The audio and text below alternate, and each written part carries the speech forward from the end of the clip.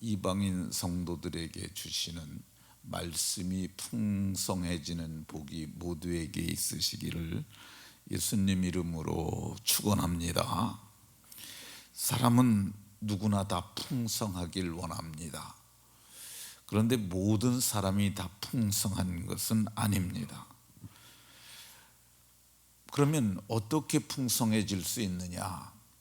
그리스도로 말미암아 풍성해질 수 있음을 본문이 말씀합니다. 왜 그러냐면 지금 1장 보고 있는데요, 2장 3절에 보면 그 그리스도 안에 지식과 지혜의 모든 보화가 감추어져 있기 때문에 우리가 풍성해질 수 있습니다.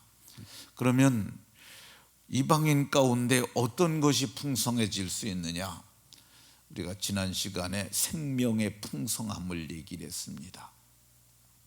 오늘은 골로새서 지금 보고 있는데요, 3장 16절에 이런 말씀이 있습니다. 그리스도의 말씀이 너희 속에 풍성히 거하여, 그리스도의 말씀이 풍성히 거하여 이렇게 말씀합니다.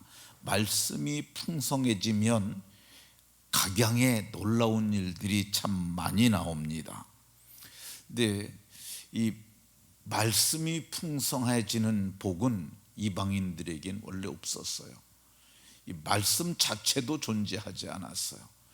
근데 유대인들에게만 말씀이 있었어요. 그래서 성경은 이렇게 말합니다. 유대인의 나음이 무엇이냐? 그들은 말씀을 맡은 자들이라고 얘기를 합니다. 그런데 말씀을 떠나게 되면 하나님께서 저들에게 말씀하지 않으세요. 그래서 성경은 아모스 선지자를 통하여 말씀하시길, 양식이 없어 주림이 아니요 물이 없어 가람이 아니요 여호와의 말씀이 없어서 저들이 기갈이라고 이렇게 말씀합니다. 그러면 어떻게 이방인들에게까지도 말씀이 풍성해질 수가 있었을까?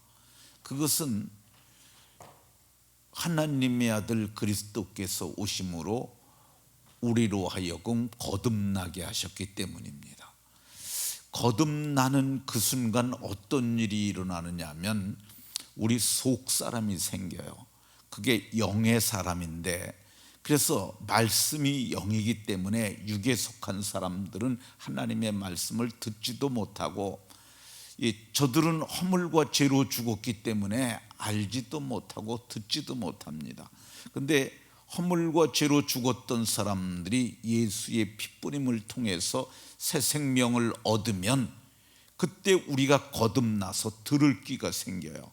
그러니까 영적 출생을 하게 되면 어리지만 새신자 초신자지만 들을 귀가 생겨서 말씀이 들려지기 시작합니다. 그러면 말씀이 들려지기 시작하면 신령한 젖을 사모하는 그런 마음이 생깁니다. 신령한 마음이 있는 자들에게 어떻게 풍성해지냐? 우리가 말씀을 읽음으로 풍성해집니다. 오늘날 우리는 성경을 다 가지고 있어요. 요즘은 뭐 스마트폰에도 어플 깔아갖고 다 갖고 있지 않습니까? 그런데 이 골로새서가 쓰여질 당시만 하더라도 성경이 없었어요. 구약 성경만 있었어요.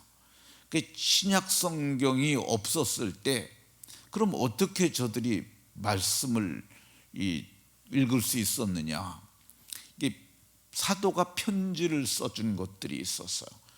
그 편지가 너희에게 이르거든 너희가 서로 돌려가면서 읽으라고. 그걸 좀 어려운 말로 회람이라고 그래요. 말씀을 회람하는 거야. 그리고 이것을 저들이 옮겨 써가지고, 그래가지고 이 골로새 교회에 온 것을 라오디게아의 교회가 베껴가고 이런 식으로 해가지고 성경을 옮겨가 썼어요. 그것이 오늘날에는 지금까지 남아있는 게 5천 종류 정도 되는데 이거를 사본이라고 얘기를 합니다.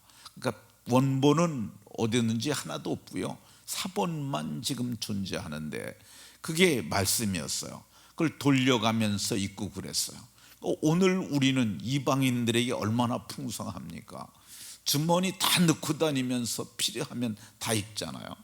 이게 성경이 스마트폰에 들어있는 게 얼마만큼 좋냐면은 이 산속에 들어가서 깜깜한 데 있어도 키기만 하면 다 볼 수 있어요. 그게 근데다가 좀 어려운 말로 가독성이라고 그러는데, 성경을 읽는데 참 스마트폰으로 글씨를 크게 해서 읽으면 참 좋습니다. 그러니까 말씀을 읽을 때 이 말씀이 성령의 감동으로 기록된 거기 때문에, 말씀을 읽을 때 예수를 믿을 때 성령으로 우리가 주라 고백하고 더욱이 성령을 받잖아요. 성령 받은 사람들은 그 읽을 때 성령이, 기록했던 때 역사했던 성령이 역사합니다.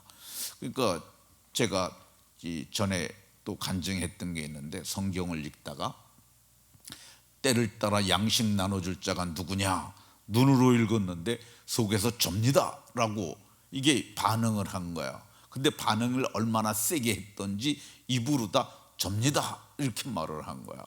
그게 성경을 읽는데 성령께서 역사하신 거죠. 그래서 제가 멈추고 때를 따라 양식을 나눠준다는 말이 뭘까? 하나님의 말씀을 나눠주는 것도 양식이고, 또 우리가 이 반찬을 나눠주는 것도 양식인데, 육의 양식과 영의 양식을 나눠주는 사람이 나구나, 하나님께서 이를 위하여 나를 세웠구나, 그런 생각을 했습니다. 두 번째, 그리스도의 말씀이 어떻게 풍성해지냐? 율법의 말씀을 성경은 시편 1편 2절에 복 있는 사람은 여호와의 말씀을 즐거워하며 그 말씀을 주야로 묵상하는 자라고 이렇게 말씀하고 있어요. 이 말씀을 묵상할 때, 이 말씀이 묵상할 때 풍성해집니다. 그러니까 말씀에 묵상하게 되면은 이 말씀을 반복해서 생각하고 그 마음에 두는 것, 이게 묵상이에요. 이 묵상은 원래 그 반추동물이라고 얘기하면 초식동물 중에서 위가 4개 있는 동물을 반추동물이라고 합니다. 그 반추동물의 대표적인 것이 소와 양이죠. 근데 우리를 성경이 양이라고 그랬잖아요. 하나님의 양물이. 말씀을 이렇게 들어요. 근데 그 말씀을 반추동물처럼, 반추동물은 풀을 한꺼번에 뜯어갖고 첫 번째 위로 집어넣어요.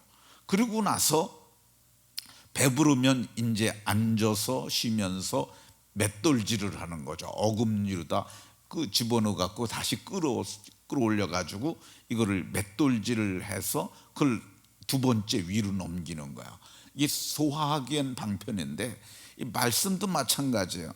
이게 풀을 뜯어 먹었을 때 다시 갈 때 또 다른 맛을 느끼지 않겠어요? 근데 말씀을 깊이 생각해 보면은 여러 말들이 생각이나, 말씀이 이런 의미구나, 이거를 요즘 용어로 큐티라고 합니다. 큐티. 말씀을 묵상할 때 우리가 풍성해지고요. 세 번째, 오늘 다 하기에는 좀 무리수가 있는 것 같습니다. 그러니까 오늘 그러면 이제 오늘 간단하게만 요거는 내일 마저 하도록 하겠고, 그러면 말씀이 풍성히 거할 때 어떤 일이 일어날까? 말씀이 풍성하게 있게 되면은요, 감동이 있어요. 감동. 이 말씀이 우리 안에 풍성히 거하게 되면 그 말씀이 우리 안에서, 말씀이 들어있으니까 말씀이 울려. 마음을 울리고, 그리고 이 울림을 통해서 찬양이 나타나요. 그러니까 여진과 같은 거죠. 그러니까 말씀이 우리 속에 들어와 있게 되면 울림이 있습니다. 그래서 하루 종일 그 말씀을 생각하게 되고, 그리고 그 말씀을 즐거워하게 돼요. 나머지는 내일 말하도록 하겠습니다. 오늘 성경은 이방인 가운데 이 말씀이 풍성히 거하는 것을 말씀하고 있습니다. 이 풍성함이 내게도 있고 여러분들에게 있어서 정말 사는 날 동안 행복하고 즐거우시기를 예수 그리스도의 이름으로 축원합니다.